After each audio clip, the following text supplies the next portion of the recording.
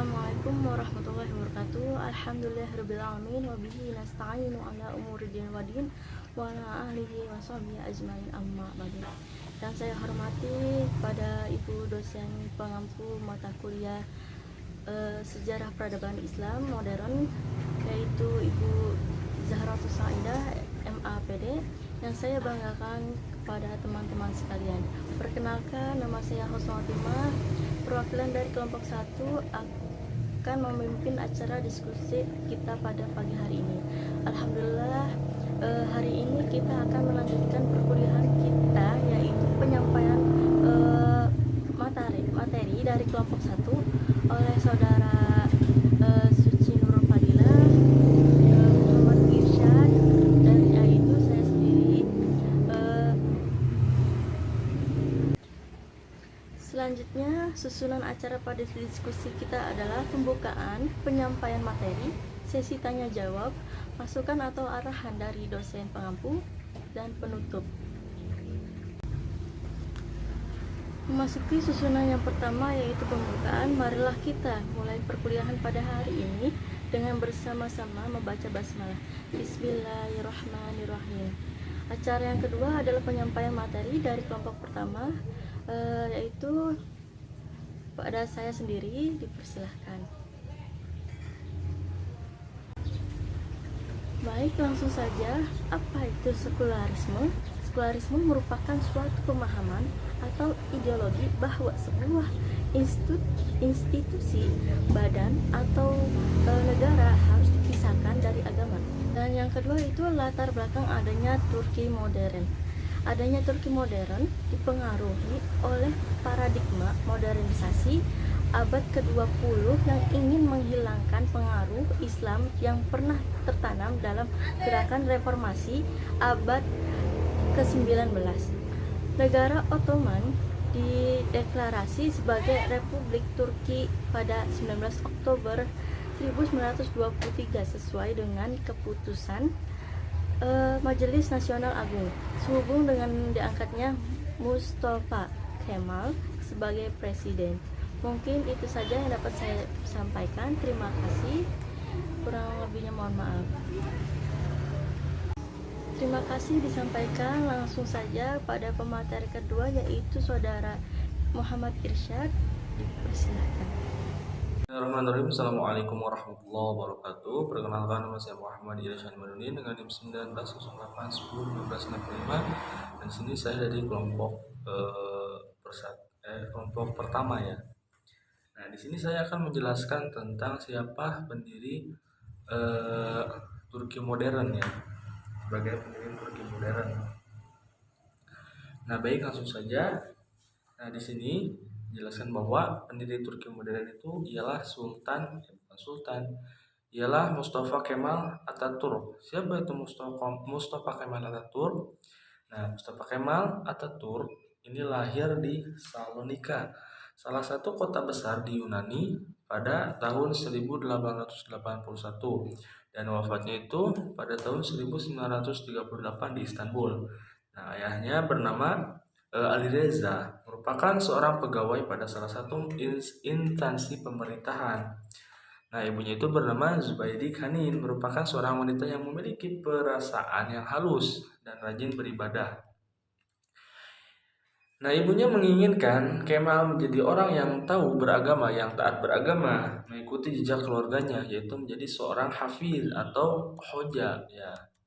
Dan orang tua Kemal itu memasukkannya ke sekolah madrasah, tetapi karena ia tidak senang bersekolah di sana dan sering dianggap melawan gurunya, akhirnya ia pindah ke sekolah modern di Salonika. Nah, selanjutnya ia masuk sekolah militer menengah dengan usahanya sendiri. Nah, ia tamat sekolah itu pada usia 14 tahun ya, dan melanjutkan ke sekolah latihan militer dan diberi pangkat kapten. Nah, kemudian saat di Istanbul, Mustafa Kemal dan teman-temannya itu membentuk perkumpulan rahasia yang menerbitkan tulisan-tulisan tentang kritikan terhadap pemerintahan Sultan. Nah, kemudian ia dan teman-temannya itu ditangkap dan dipenjarakan dalam beberapa bulan. Setelah bebas, ia diasingkan ke Suriah. bersama Ali Fuad. Nah, bergabung dengan pasukan penumpas pemberontakan di Damaskus. Kemudian pada tahun 1906, ia juga mendirikan kelompok oposisi di bawah tanah ya. Nah, setahun kemudian Kemal dipindahkan ke Salonika dan membentuk Perkumpulan Persatuan. Dalam konferensi perkumpulan, ia menggabungkan diri dengan Hunyet atau Tanah Air dan Kemerdekaan menjadi sebuah perkumpulan. Dan Mustafa Kemal menyatakan bahwa agar konstitusi dan negara dapat dipertahankan, maka diperlukan tentara kuat di satu pihak dan partai kuat di pihak lainnya, tetapi tidak dapat digabungkan. Nah, perwira seharusnya lebih memilih untuk tinggal dalam tentara dan keluar dari partai, atau tinggal dalam partai dan keluar dari tentara. Itulah pilihannya. Nah, kemudian pernyataan tersebut akhirnya membuat Mustafa Kemal dan Ali Fuad itu dibuang ke Sofia. Nah, Kemal ditugaskan sebagai atasnya militer. Pengalaman ini menjadi bekalnya. Ia menjadi seorang yang mengenal peradaban Barat dan belajar tentang pemerintahan parlementer secara langsung. Nah, kemudian setelah Perang Dunia ke-1, ya, ia dinaikkan pangkatnya menjadi jenderal, ditambah gelar Pasya. Nah, karena keberaniannya dan kecakapannya di perbatasan Kaukasus dan Gallipoli. Nah, pada tahun 1919, Mustafa Kemal dan FARC memberontak membentuk suatu kader militer tangguh untuk kekuatan tentara nasional yang ingin membentuk suatu negara nasional di Turki merdeka.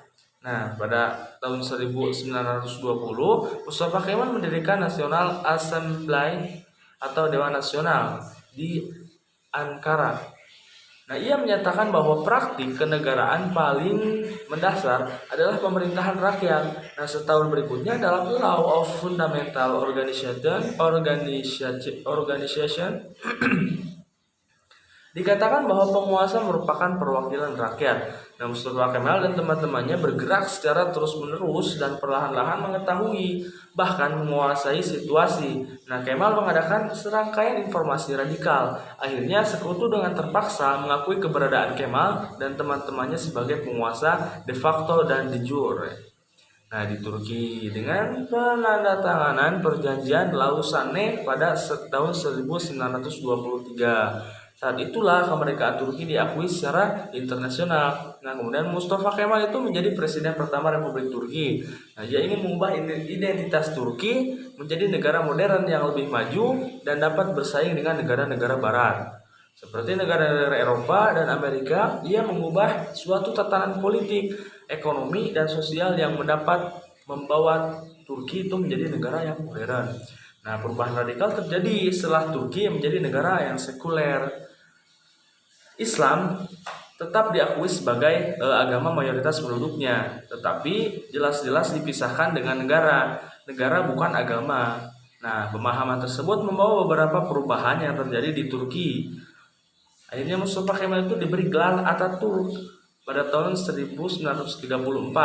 Setahun setelahnya ditetapkan 6 prinsip Kemalisme, yaitu republikanisme, populisme, nasionalisme, sekularisme, reformisme, dan statisme.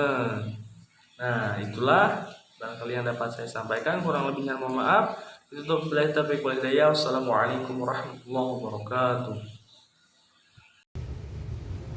Terima kasih disampaikan. Langsung saja pada pemateri ketiga, yaitu Saudari Suci Nurul Fadilah. Dipersilahkan. Baik, terima kasih sebelumnya kepada moderator yang telah mempersilahkan saya untuk memaparkan sedikit materi dari kelompok 1.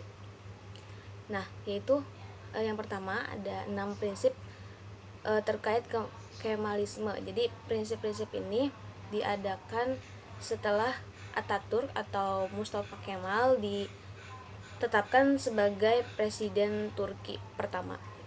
Yang pertama ada republikanisme, keduanya ada populisme, ketiganya ada nasionalisme, berikutnya ada sekularisme, dan kelimanya reformisme, keenamnya statisme. Nah, namun yang menjadi titik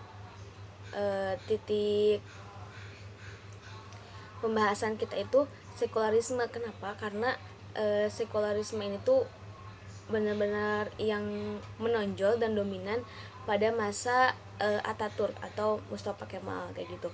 Karena kan tadi ya di awal sudah disebutkan sekularisme itu membedakan atau memisahkan antara antara urusan negara dengan keagamaan. Jadi keduanya tidak dipadukan kayak gitu. Tidak seperti pemerintahan sebelumnya Kerajaan Ottoman. Nah, dengan adanya 6 prinsip tersebut akhirnya menyebabkan banyak kebijakan-kebijakan baru ditetapkan di Turki. Karena prinsip ke-6 ini tuh benar-benar bertolak belakang dengan pemerintahan sebelumnya kayak gitu. Yang mana di pemerintahan sebelumnya di kerajaan Ottoman itu kan pemerintahannya sifatnya monarki, sedangkan ketika beralih negara Turki modern menjadi negara Turki modern dipegang oleh Mustafa Kemal ini menjadikan negara Turki sifatnya demokratis gitu, tidak monarki lagi. Jadi tidak menggunakan sistem turun temurun dari keluarga kayak gitu. Nah, kebijakan-kebijakan yang ditetapkan salah satunya yang pertama menggantikan sistem pemerintahan dari monarki menjadi demokratis. Nah, tadi udah disebutin ya bahwa peralihan sistem pemerintahan ini benar-benar kayak menjadi titik awal perubahan dari negara Turki kayak gitu. Nah, yang mana awalnya dari Khalifah menjadi pemimpin, menjadi presiden yang dipilih oleh masyarakat secara langsung kayak gitu. Nah, lalu hal ini menyebabkan penghapusan khalifah di sistem pemerintahan gitu. Jadi karena ngerasa tidak fungsinya udah digeser sama presiden gitu, sehingga khalifah ini dirasa sudah tidak ada fungsinya lagi gitu. Karena kan kalau misalnya khalifah tetap ada sedangkan sudah ada presiden, nantinya kan adanya dua kepala yang berbeda kayak gitu. Jadi ini bakal menciptakan perpecahan yang nantinya lebih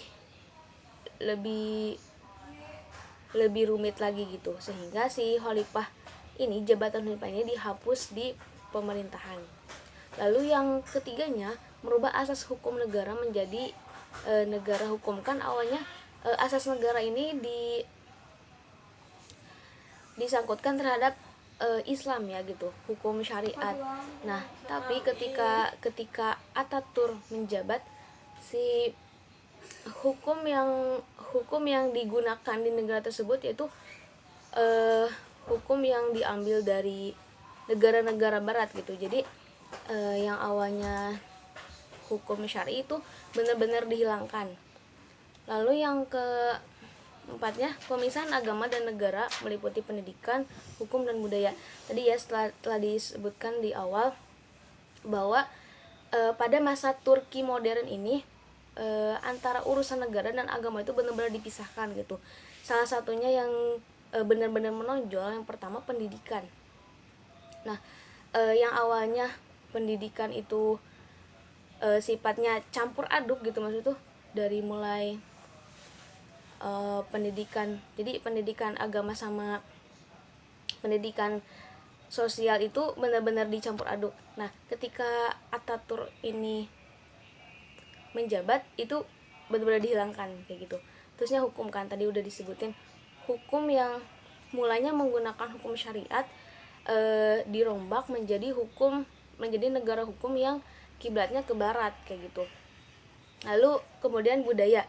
Nah, budayanya kan waktu sebelum Ataturk menjabat ya, berarti pada kerajaan Ottoman budaya yang digunakan di Turki ini tuh budaya kearab-araban gitu. Budaya yang digunakan di Turki ini tuh budaya kearab-araban gitu.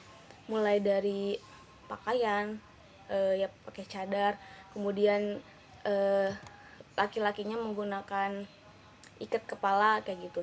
Nah, ini tuh benar-benar dihapuskan gitu ketika masanya Ataturk menjabat. Nah, lalu dampak yang terjadi setelah ditetapkannya kebijakan pada masa Ataturk ya, yang mana dipacu kepada prinsip Kemalisme yang 6 tadi. Yang pertama itu fungsi spiritual dan fungsi temporal dipisahkan. Tadi ya ini sama gitu. Yang mana urusan negara ya tidak dilibatkan terhadap urusan agama, pun juga urusan agama tidak dilibatkan terhadap negara gitu. Lalu yang keduanya penghapusan sekolah-sekolah dan perguruan tinggi agama. Jadi perguruan tinggi yang tadinya sifatnya bercampur gitu tuh, itu tuh benar-benar dipisahkan. Jadi perguruan tinggi yang sifatnya umum dirombak lagi, tapi Ataturk juga tidak menghapus tidak menghapus sekolah-sekolah yang basisnya keislaman atau keagamaan gitu. Cuman kayak lebih dirombak lagi dan itu tuh dipisahkan kayak gitu. Lalu tadi ya berikutnya pemakaian turban dan fez dilarang dan diganti menggunakan pakaian ala barat. Yang tadinya wanita harus pakai cadar, harus menutup dari kepala sampai kaki gitu, sampai nggak kelihatan, itu dirombak lagi gitu. Terus laki-laki yang tadinya pakai gamis gitu ya, gamis sama ikat kepala itu benar-benar dihilangkan gitu. Karena tadi gitu Ataturk tuh pengen Turki ini tuh kayak Turki modern gitu, Turki yang mana ngiblatnya ke barat kayak gitu. Lalu berikutnya perempuan diberi suara dan dipilih parlemen. Nah, kan karena budayanya budaya yang ngikutin ke bangsa Arab. Nah, jadi sedangkan di budaya barat itu perempuan udah diberi kebebasan nih gitu tentang hal apapun itu gitu untuk bersuara. Nah, salah satunya di kepemerintahan juga dia kayak dikasih peluang untuk duduk di salah satu parlemen kayak gitu. Lalu yang kelimanya bahasa Turki dirubah ke dalam huruf Latin. Nah, kan awalnya itu bahasa Turki menggunakan bukan bahasa ya, maksudnya tulisan. Bahasa Turki menggunakan bukan bahasa ya, maksudnya tulisan. Bahasa Turki ini awalnya menggunakan tulisan Arab. Nah, ini benar-benar diganti nih, dirombak menjadi huruf-huruf Latin gitu. Itu juga diceritain agak susah karena kan huruf Arab dengan huruf Latin kan beda gitu ya. Itu benar-benar ngerombak, tidak merombak bahasa, cuman merombak tulisan. Jadi di jalan-jalan tuh kayak disisipin tulisan-tulisan Latin. Hal ini tuh bertujuan biar warganya tuh cepat mengenal terhadap tulisan-tulisan baru yang dikeluarkan sama Ataturk. Yang keenamnya dilarang adanya pelajaran mengenai bahasa Arab atau Persia. Jadi benar-benar dihilangkan budaya Arab, baik itu dari pakaian maupun bahasa yang sifatnya kearab-araban sama atau Persia gitu. Itu tuh benar-benar dihilangkan. Hal ini bertujuan biar pemerintahan Ataturk tuh tidak terbayang-bayang sama kepemerintahan sebelumnya gitu, kerajaan Ottoman. Terusnya fungsi ulama juga lebih disekat. Kan yang awalnya ulama itu tuh ikut nimbrung juga terkait negara-negara kayak gitu. Karena kan waktu dulu tidak ada pemisahan itu gitu, tidak ada istilah pemisahan itu. Jadi ya ulama juga ikut andil besar. Nah, ketika zamannya Ataturk ini, ulama benar-benar tidak dikasih ruang untuk membicarakan hal-hal terkait negara, karena pandangannya ulama itu ya sudah di ranah-ranah agama aja kayak gitu. Mungkin dari saya cukup sekian. Terima kasih. Saya kembalikan kepada moderator. Kami ucapkan terima kasih. Itulah penyampaian dari kelompok kami. Kurang lebihnya mohon maaf. Wassalamualaikum warahmatullahi wabarakatuh.